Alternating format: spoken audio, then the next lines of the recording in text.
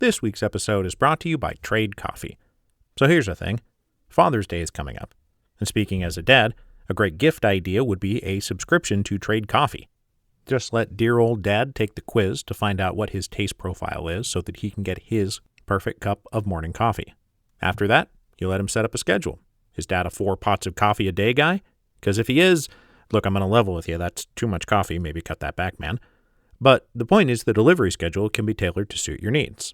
Then you just sit back and wait for coffee to come in from one of the 450 different independent roasters across the country Trade is drawing from. I've been getting bags for several months now, and there has yet to be a dud in the bunch. And it's been a great way to introduce a little variety into my own morning routine. Right now, Trade is offering new subscribers a total of $30 off your first order plus free shipping when you go to drinktrade.com/revolutions. That's more than 40 cups of coffee for free. Get started by taking their quiz at drinktrade.com/revolutions and let Trade find you a coffee you'll love. That's drinktrade.com/revolutions for $30 off. And don't forget about Father's Day coming up. A Trade subscription is the perfect gift for the coffee lovers in your life. This week's episode is also brought to you by Chime. No one likes waiting on a paycheck, especially when you've got bills due.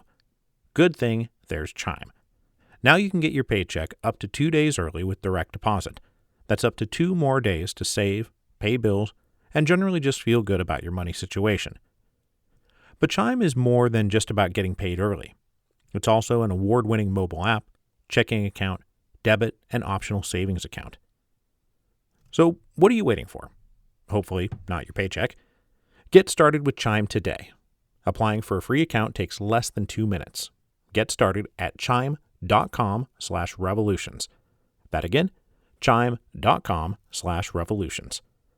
Banking services and debit card provided by the Bancorp Bank or Stride Bank, N.A. members FDIC. Early access to direct deposit funds depends on payer. Hello, and welcome to Revolutions. Episode 10.99, The Testament. As he approached his 52nd birthday in the spring of 1922, Vladimir Ilyich Lenin was breaking down. The decades of stress, exertion, rage, passion, resentment, despair, fear, doubt, exaltation, and responsibility had finally caught up with him. These decades passed in a succession of days and nights of obsessive, single-minded focus and relentless work, with the ever-present threat of arrest, execution, and assassination hanging over his head. Lenin was plagued through all these years by headaches and insomnia, exacerbated by a bitterly caustic disposition and frequent bouts of rage, his temper flaring beyond control at longtime enemies, supposed friends, this turn of events, that constant irritation. This was not a healthy lifestyle. Now, unlike many of his comrades, Zinoviev in particular, Lenin's unhealthy lifestyle was not defined by hedonistic vice. He wasn't a glutton. He exercised, rarely drank, and forbid people to smoke around him. It was instead defined by the monomaniacal drive of a man who treated both his mind and his body as mere conduits for work, and of the megalomaniacal drive of a man who believed that if you wanted something done right, you had to do it yourself. 20 years of life in the revolutionary underground, followed by 5 years as de facto dictator of a revolutionary state in constant violent turmoil, had taken its collective toll. In the spring of 1921, Lenin emerged from all those potentially cataclysmic stresses we talked about, worn down to the breaking point. At which point, he broke. In the summer of 1921, the inner circle of the Communist Party had to reckon with the fact that the boss could no longer maintain a full workload.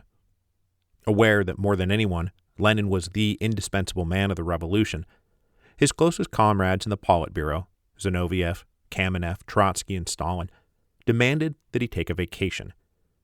Ever the workaholic, Lenin tried to put them off, but finally relented in August of 1921.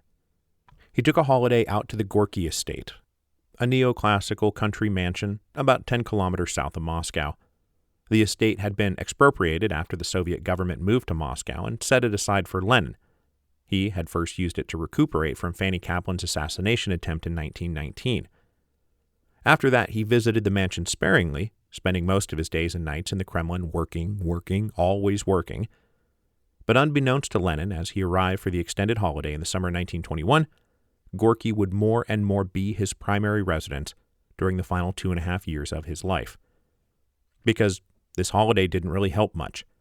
He returned to Moscow in October still unable to work full days, still plagued by headaches, insomnia, numbness in his extremities, and bouts of forgetfulness. In February 1922, he wrote to Clara Zetkin, "Unfortunately, I am very ill. My nerves are kaput." Among all the other things that needed to be dealt with in early 1922, the ongoing famine, the negotiations with the Germans that would lead to the Treaty of Rapallo, the conference of the three internationals, the upcoming trial of the SRs, and just generally trying to rebuild Russian society, Lenin also turned his attention to the state of the Communist Party. It was very clear he would not be around to manage things forever, and the party must be put on firm footing if the revolution was to survive his death. He was well aware of the fact that, at present, the Communist Party was not a gigantic popular force drawing strength, power, and authority from some huge proletarian working class. In March 1922, Lenin wrote to Vyacheslav Molotov, future Soviet foreign minister, but at this moment a younger communist, recently elevated to the Central Committee and made a non-voting member of the Politburo, "If one does not wish to shut one's eyes to reality, one ought to admit that at present the proletarian character of the party's policy is determined not by the class composition of the membership, but by the enormous and undivided authority of that very thin stratum of members who might be described as the party's old guards." This thin stratum Lenin described was composed of Bolshevik true believers, who, with a few notable exceptions like Trotsky, had joined the party long before 1917. They were a small group of professional revolutionaries turned state officials who were now responsible for the success or failure of their vision of the revolution. Lenin's great concern was that with so few truly reliable party leaders in charge of everything, that personality conflicts, petty grudges, or personal beefs between just a small handful of those leaders would cascade into total political apocalypse. As Lenin said to Molotov, "Even the slightest dissension in this stratum may be enough to weaken its authority to such an extent that they should forfeit their power of decision and become unable to control events. At all costs, therefore, it was necessary to maintain the solidarity of the old guard." Occupying a position not unlike George Washington, Lenin was the one guy in the party that every faction, clique, and member listened to and respected. The danger of a fatal rift to the party after the bony hands of death removed the unifying linchpin of Lenin was all too apparent. But though the pitfalls of having too few reliable leaders was obvious, the problem was not easily solved by throwing the doors open and inviting new blood into the ranks. As we've noted several times, when the Communist Party became the ruling party after 1917, membership in the party brought perks and privileges and a measure of security. Better food, better lodgings, better pay, all at a time of acute deprivation, scarcity, and chaos. Naturally, this led to people joining the party who weren't even close to ideological true believers. They just wanted a steady job as a clerk somewhere and access to the party commissary. And of course, pure self-interest could extend to shadier motives, the opportunity for graft, corruption, and abuse of power. To combat this and maintain the ideological purity of the party, they carried out periodic purges, internal reviews of members that culled out those who failed to meet some basic standards. That quote I used from episode 10.86 about old Bolsheviks being terrified at being kicked out mainly because they would lose their right to reside in the National Hotel and other privileges connected with this, was in response to a 1919 purge that kicked out fully half the members of the party. In 1921, they conducted another review and expelled 200,000 people, about a third of the total party membership, for various infractions like indolence, malfeasance, or corruption, but now including past associations with the Mensheviks, SRs, and other rival parties as meriting expulsion. So this was a struggle to strike a balance between keeping the party open enough so that minute differences between a handful of leaders couldn't wreck everything, but not so open that the communist vision was sacrificed to petty careerism. In an effort to bring some centralized regularity to the practical logistics of the party, Lenin initiated the creation of a new post called General Secretary of the Party. This was meant to be an administrative job. accepting or rejecting members, hiring and firing staff, organizing meetings, planning congresses, dealing with the mountains and mountains of paper, reports, and communications. The Politburo and the Central Committee would still decide all matters of policy. The job of the General Secretary would be to ensure that policy was properly carried out. The post of General Secretary was specifically created for Stalin, who had proved his loyalty, determination, and administrative abilities to Lenin several times over, as both head of the Org Bureau and also head of a party branch called the Workers' and Peasants' Inspectorate, which was tasked with overseeing the state civil service to prevent endemic sloth and corruption, which was reflecting badly on the Soviet state. At the 11th Party Congress in the spring of 1922, Stalin was appointed to this new position of General Secretary of the Communist Party.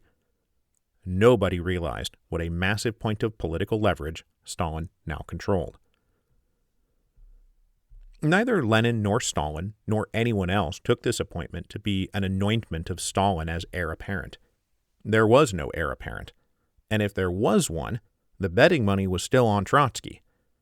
Trotsky was by far the most famous party leader. Ever since his explosive entrance onto the world stage during the October Revolution, when he, even more than Lenin, was the face of the Bolshevik Party, Trotsky had been the most visible communist leader. He was the head of the Red Army during the Civil War. He engaged in international diplomacy. He traveled extensively, making speeches, writing articles, delivering radio addresses, reviewing military installations and economic development. Most people outside the inner circle of the Communist Party likely took it for granted that Trotsky was Lenin's successor. But inside the inner circle, it was a different matter. To the real old guard Bolsheviks like Zinoviev, Kamenev, and Stalin, Trotsky was still a newcomer, a latecomer, who had joined them only after 15 years of trading insults and mutual denunciations. Their attacks on one another were a matter of public record. Now, ultimately, Trotsky had seen the light, and Lenin repeatedly impressed upon his comrades Trotsky's indispensability, but that only added to the personal grudges growing up amongst them. Precisely the grudges Lenin worried about. Meanwhile, in the spring of 1922, Lenin himself was growing sicker by the day. Eventually, doctors imported from Germany surmised he may be suffering some kind of lead poisoning from the bullet still lodged in his neck from the assassination attempt by Fanny Kaplan. So on April 23, 1922, the day after his 52nd birthday, Lenin underwent surgery to remove this bullet. The surgery itself was a success, but while he recovered from the procedure, the underlying condition it was meant to fix remained. Because, as we now know, he wasn't suffering from lead poisoning, but instead from a disease that was absolutely wrecking his brain cells. Just about a month after the surgery, the first great hammer fell. While out at Gorky recovering from surgery, Lenin suffered a major stroke on the night of May 26, 1922. The result was partial paralysis on his right side, temporary loss of speech and motor functions, and severe lapses in memory and cognitive ability. In the days that followed, he retained self-aware consciousness, but was no longer able to do simple physical and mental tasks. When he found himself unable to perform basic arithmetic, Lenin issued his first of many requests that in the event of total paralysis, incapacitation, or mental degeneration, they administer cyanide. So while Russian media was consumed with the sensational trial of the SRs in the summer of 1922, the chairman of the People's Commissars was out at Gorky, recovering from an undisclosed stroke. After the first uncertain days when death did seem imminent, Lenin started to recover over the summer. By July, he was allowed to have visitors and read newspapers again, although his closest comrades in the Politburo forbid him from doing any serious work in case it disrupted his recovery. They put newly minted General Secretary Stalin in charge of enforcing Lenin's isolation, tasked with keeping papers, callers, petitioners, and questions away, and preventing the workaholic Lenin from trying to do an end run around these precautions and resume an active schedule too soon. This latest assignment made Stalin one of Lenin's most frequent contacts during these final years, and by design, one of his only contacts during these final years, allowing Stalin to build an image of quite literally being Lenin's right-hand man, with no one else even in the picture. Trotsky, meanwhile, stayed away, and not even once did he visit Lenin at the Gorky estate, a mistake he would not be able to later undo when it came time for his final showdown with Stalin. Lenin, meanwhile, sought to balance the authority granted to Stalin by pressing Trotsky to become deputy chairman of the People's Commissars. Now, there were a few deputy chairmen already, but given Trotsky's stature, if he took the title deputy chairman, it would be a clear public nod that Lenin believed Trotsky was a viable successor. But rather than take this job, Trotsky refused it. After being pressed to take it several times in 1922, Lenin finally offered it one last time in September, and Trotsky adamantly turned it down. Now, this somewhat inexplicable refusal to become deputy chairman of the People's Commissars may have stemmed from Trotsky's unwillingness to take what he considered an inferior title, and it may also have been driven by the keen awareness that if he took the job, his personnel would be controlled by General Secretary Stalin, Trotsky's most persistent personal rival. But whatever the reason, it left Lenin disappointed, and Trotsky without a clear institutional claim to being Lenin's anointed heir.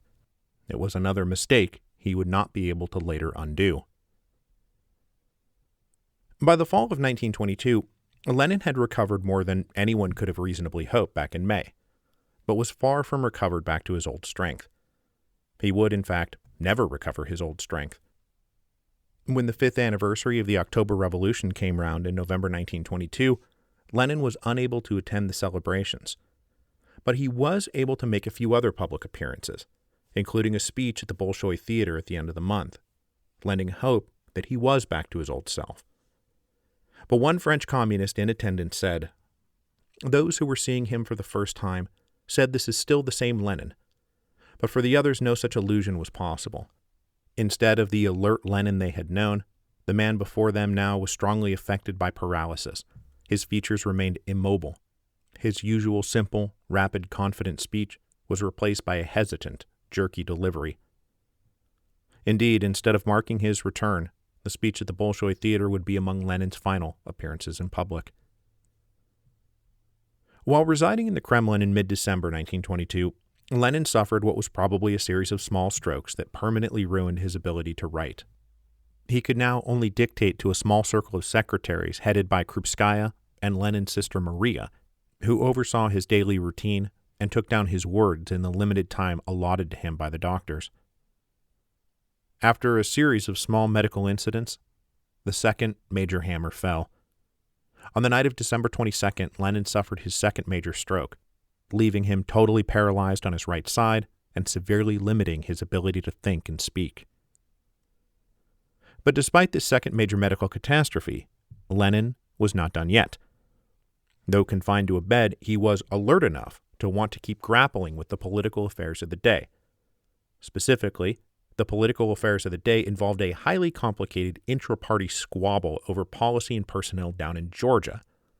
I do not want to get bogged down in the details of the Georgian affair, as it is a very messy can of worms, but both sides in the controversy wanted Lenin's support, and Stalin, who definitely was on one of the two sides, was outraged to find Lenin's secretaries asking for a dossier compiled by rivals on the other side. In late January 1923, he and Krupskaya got into an argument over the phone where Stalin apparently berated her for breaching the health protocols that were supposed to keep these kinds of controversies away from Comrade Lenin, though one suspects that was only partly why Lenin was so irritated, as he was definitely not a disinterested party in the Georgian affair. It is worth noting, however, that while controlling Lenin's access to information was obviously advantageous to Stalin, he also requested to be relieved of these duties on February 1st, because more than anything it was turning out to be an annoying hassle. The Politburo, however, rejected his request and instructed Stalin to maintain his vigil over the chief. Still not fully recovered from the second stroke, the third hammer fell on the night of March 9th, 1923. A third major stroke laid upon Lenin the familiar litany of results: total paralysis on the right side, complete loss of speech, mental confusion, and an inability to communicate. The inner circle of the party went into an acute state of emergency, as they were justifiably afraid that this was it. Lenin is about to die, and we're going to have to grapple with the fallout. And we've known, going back to the early days of the history of Rome, just how critical these moments of political succession are, especially when no heir has been named, and at the moment, no heir has been named. Lenin tried to hasten his own demise by once again demanding cyanide, but Stalin refused to carry out the instruction, and his comrades in the Politburo concurred that they should simply wait and see. So, in March of 1923, Lenin was knocked totally out of commission on the eve of the 12th Party Congress. For one of the only times in his long tenure as leader of the party, Lenin would not be in attendance. But even in his absence, Lenin was the dominant personality. His oldest Bolshevik comrades, Zinoviev and Kamenev, both paid almost embarrassing honor to the great leader, setting the groundwork for what would become the cult of Lenin, where he was an embalmed relic representing heroic revolutionary infallibility. Even absent the third stroke, though, Lenin was not going to be at the 12th Party Congress, and the other members of the Politburo agreed that it was vital to show the delegates to the Congress nothing but ironclad solidarity from the leadership, preventing any of the various opposition factions from prying open an opportunity. This public solidarity would cover over widening personality conflicts among them, most especially surrounding Trotsky, who was increasingly critical of his comrades and as a result, increasingly isolated. Trotsky had only a few true allies left in the Central Committee, and none at all in the inner circle of the Politburo. And with Stalin now serving as General Secretary of the party, this was not going to change anytime soon. But for the moment, none of them saw a public rift for or against Trotsky as being in any of their interests. So they did indeed present a united front at the 12th Party Congress. Trotsky agreed to mute his criticisms and to give no hint to opposition elements in the party that he might lead them against the old guard. Rising to speak on behalf of a motion confirming their unified solidarity, he said, "I shall not be the last in our midst to defend this motion, to put it into effect and to fight ruthlessly against all who may try to infringe it. If, in the present mood, the party warns you emphatically about things which seem dangerous to it, the party is right, even if it exaggerates, because what might not be dangerous in other circumstances must appear doubly and trebly suspect at present." Still inside the inner circle, Trotsky zealously defended the leadership's ability to be right no matter what, including the facts. This was a position Trotsky would support right up until the moment he realized he had been pushed out of the inner circle, whereupon he would begin to champion those calling for more democratic openness inside the party. But he was not there yet. In exchange for not criticizing his fellow members of the Politburo at the 12th Party Congress, Trotsky was allowed to present his pet economic theories as the official party line. This appears now to be quite literally academic, but Trotsky apparently considered it a far more weighty proposition at the time. Most famously, he presented the new economic crisis facing Russia, which he dubbed the scissors crisis. The scissors crisis was not a shortage of scissors, although there probably was one, but rather an alarming divergence of prices for industrial goods and prices for agricultural goods. Basically, with the industrial sector only partially rebuilt, the cost of producing goods and their resulting scarcity drove prices up, while a recent bountiful harvest, partly thanks to grain provided by the American Relief Administration, meant food prices were falling. Plotted on a graph, the diverging lines looked like a pair of open scissors. What it meant in practice was that even if the peasants sold all their surplus, they would not have enough to buy any of the things they needed to buy. This might once again lead them to conclude that there was no point in producing surpluses, which was a major cause of the recent famine. Plus, it would prevent the industrial sector from generating enough revenue to drive further expansion. Trotsky's answer to this was to push for more rational planning inside the industrial sector while still operating inside the NEP framework. Not wanting to inflame the peasantry after several years of antagonism and famine, though, Trotsky called upon the working classes to bear the sacrificial brunt of policies that would reduce the price of industrial goods, up to and including slashing their wages. He said, "There may be moments when the government pays you no wages, or when it pays you only half your wage, and when you, the worker, have to lend the other half to the state." So what we have here is Trotsky telling the industrial proletariat, whom the Communist Party is meant above all to represent, and who have spent the last several years getting absolutely hammered by scarcity, unemployment, and mistreatment, yeah, we need you to suffer some more for the good of the revolution. This was justified by noting that such imposed hardships were different from those imposed by bourgeois states, because the Communist Party was, after all, the party of the workers, not the party of the bourgeoisie, and so really, this was the proletariat voluntarily imposing hardships upon itself. This was no doubt a great comfort to the working classes of Russia, especially since the leaders of the Communist Party had recently worked so hard to destroy the workers' opposition movement inside the party, which was specifically organized to look after the interests of the proletariat. During the period immediately before and immediately after the 12th Party Congress, where Lenin's absence was so strongly felt, those closest to him suddenly began producing new pronouncements from the incapacitated leader. These pronouncements took the form of notes allegedly dictated back in late December 1922 and early January 1923.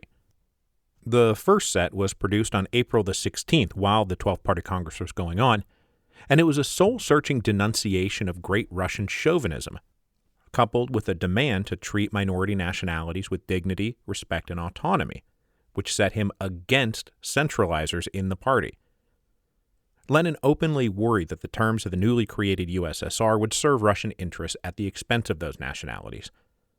It is quite natural, the notes read, that in such circumstances, the freedom to secede from the Union, by which we justify ourselves, will be a mere scrap of paper, unable to defend the non-Russians from the onslaught of that really Russian man, the great Russian chauvinist, in substance a rascal and a tyrant, such as the typical Russian bureaucrat is. There is no doubt that the infinitesimal percentage of Soviet and Sovietized workers will drown in that tide of chauvinistic great Russian riffraff like a fly in milk. These notes on the nationalities also read, "Were we careful enough to take measures to provide the non-Russians with a real safeguard against the truly Russian bully? I do not think we took such measures, although we could and should have done so." Then Lenin took a direct shot at Stalin. I think that Stalin's haste and his infatuation with pure administration, together with his spite against the notorious nationalist socialism, played a fatal role here. In politics, spite generally plays the basest of roles. And just to be clear, by nationalist socialism, we here mean those socialists who wanted to incorporate autonomy of nationalities into the system as opposed to pure centralizers, who wanted to overthrow such national differentiations. So we are not talking about the National Socialism that you might be thinking of. Now, in everything I'm about to say next, I have to say that I am heavily influenced by the case Stephen Kotkin makes in his biographies of Stalin, that the provenance of all of this miraculous dictation from Lenin is dubious at best.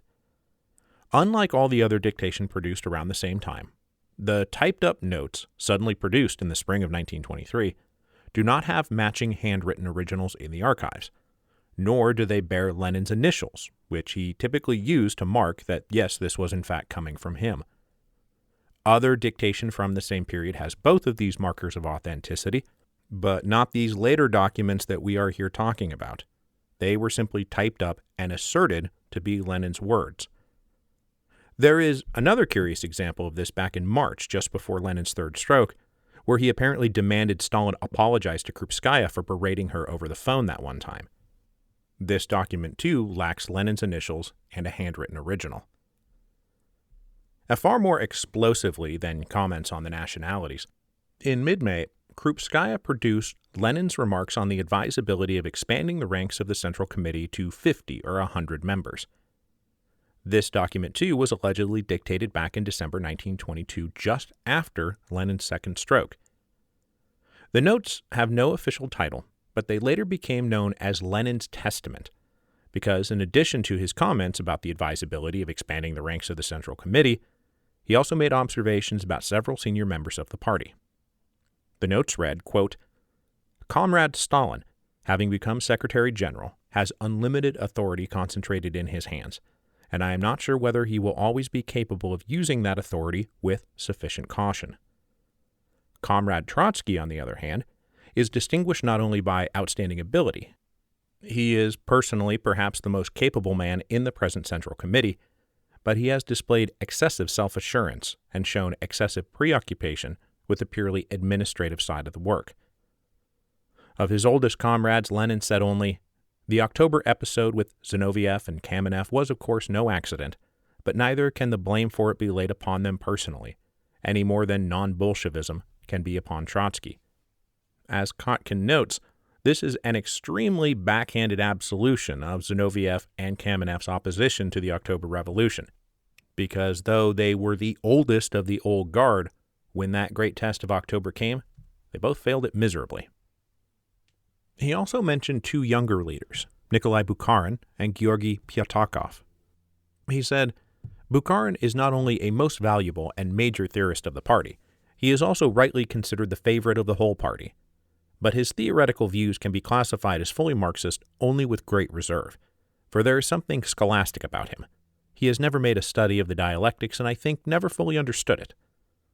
Pyatakov is unquestionably a man of outstanding will and outstanding ability, but shows too much zeal for administrating and the administrative side of the work to be relied upon in a serious political manner." Both of these remarks, of course, are made only for the present, on the assumption that both these outstanding and devoted party workers fail to find an occasion to enhance their knowledge and amend their one-sidedness. None of this is exactly a ringing endorsement of any of the principal claimants to Lenin's mantle. And while Trotsky perhaps comes off the best as the most capable man in the present Central Committee, and Bukharin gets noted as the favorite of the whole party, neither is without their major faults. Lenin's former deviant Menshevism was plainly noted, as was Bukharin's apparent immaturity. Then, to make sure there was no mistake, a further short addendum to this text, allegedly dictated in the first week of January 1923, took dead aim at Stalin. "Stalin is too rude," the addendum said, "and this defect, although quite tolerable in our midst and in dealing among us communists, becomes intolerable in a Secretary General. That is why I suggest that the comrades think about a way of removing Stalin from that post and appointing another man in his stead, who in all other respects differs from Comrade Stalin in having only one advantage, namely, that of being more tolerant, more loyal, more polite, and more considerate to the comrades, less capricious, etc. This circumstance may appear to be a negligible detail, but I think that from the standpoint of safeguards against a split, and what I wrote above about the relationship between Stalin and Trotsky is not a minor detail, but it is a detail which can assume decisive importance." Now, these explosive remarks were not like printed in Pravda or anything like that, but they landed like a bombshell inside the close-knit ranks of the inner party. With his practically dying breath, Comrade Lenin was saying, "Get rid of Stalin." But the thing is, and here's where I'm following Kotkin, it's very likely Lenin didn't say any of this, and that the little clique of secretaries around him cooked these remarks up themselves, with Krupskaya as the most likely mastermind. She herself was staring down life without Lenin, and her own antagonistic relationship with Stalin may have led her to want to knock him down a peg or two, perhaps in favor of Trotsky, perhaps Zinoviev, perhaps Bukharin. Anyone but Stalin. But to be clear, this is all conjecture, based on the notable lack of evidence confirming that these notes were dictated when and where and by whom they were alleged to have been dictated. But whether they were actually Lenin's words or not, they were taken at the time and afterwards to be Lenin's words, and they caused an enormous amount of turmoil inside the inner party, inside that upper stratum that Lenin himself was so concerned might be destroyed by personality conflicts that would, in turn, destroy the entire revolution. Next week, we will reach the final chapter of Lenin's life and the final chapter of our highly detailed accounting of the Russian Revolution, because I'm going to use that chapter to mark the end of the revolutionary age and the beginning of simply the early history of the USSR. Now, the revolutionary work was, of course, not over, and there will be 3 more additional episodes that take us through the Great Purges in the 1930s. But the revolution would now be directed from above rather than from below. It would be a political, economic, and cultural revolution waged by a government instead of against a government. Lenin had managed to live long enough to see his revolution come to pass, and after many decades of relentless work, it is time to extinguish his revolutionary torch.